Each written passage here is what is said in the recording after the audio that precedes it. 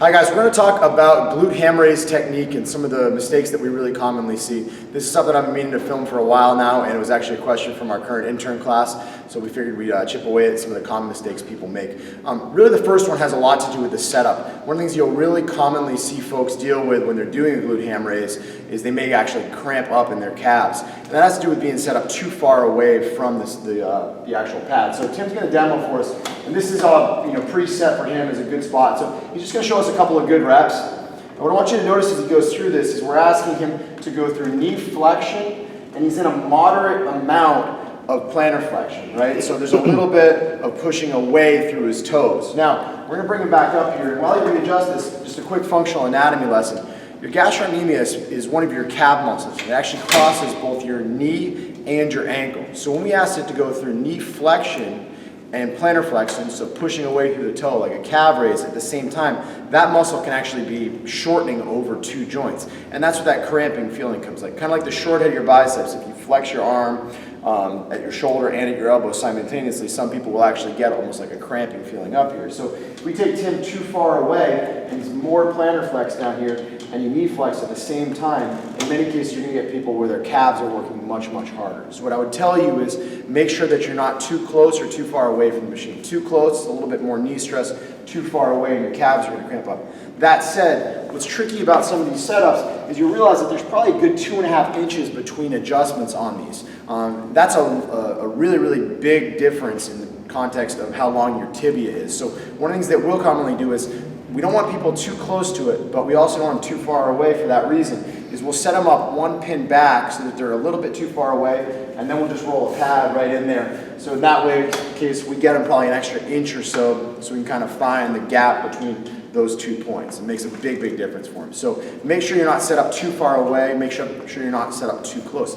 The next one we're going to talk about is what happens when folks stop mid-range. They make the exercise substantially harder for themselves and increases the likelihood they're going to work too much to their low back. So what we're going to look at is, if you think about how a little kid would go on a seesaw, he's going to feel really, really heavy when you put him all the way out at the end of that seesaw because he's really, really far from the lever arm of the resistance. So what we want to do with a glute ham raise is make sure that we don't stop at that hardest point. This is really important for when you're teaching beginners, trying to make them successful with this. So what we'll commonly see is people will come down and they'll just stop at the longest point, right? So what I'll actually cue people instead of trying to stop at that sticking point is actually going a little bit further down. All that motion is coming from knee and hip motion. And you'll actually get a little bit of rebound, which I think is a good thing when you're first teaching this.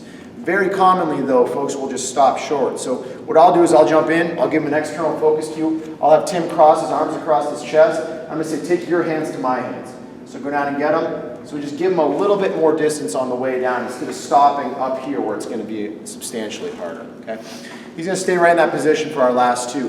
The first one is that I think on the finish we often see people who just lumbar extend. So if he comes back down, really important to finish this just like you would finish a deadlift, right? So the hips should come through instead. Notice how he's really extending through his low back. Whereas on a good one, if we come all the way down and then extend through his hips, you should feel his glutes finishing that exercise, okay? At the other end of the spectrum, we're not just concerned about too much lumbar extension or low back movement, we're also concerned about too much lumbar flexion in the bottom position. This is really common in people you see who just dive bomb it down. They don't control it down to the bottom position. So you'll see him come all the way down, and you'll see Tim is so wired to do this correctly that he actually flexes more through his upper back instead of down here. But what we want to make sure of is that there's just this neutral spine in place. So what we'll tell guys to do is take your thumbs to the base of your rib cage, pinkies to your belt line, brace that core, lock those together so that all the motion only comes through there. So let's try it with that cue. And they should not get any closer together as you come down. You see, stays in neutral spine, hips come through. So it's pure hip motion at the bottom, hip motion at the top. So make sure you're not set too far away or too close to the pad. Don't stop at that mid-range. Actually go through a full range of motion. In that bottom position, don't flex through the low back. And in the top position, don't arch through the low back. What I would tell you though is the single best thing you can do if you're trying to clean up your technique is get a side profile video. You'll get a really, really clear look at what's actually going on, and chances are you're making one of these mistakes.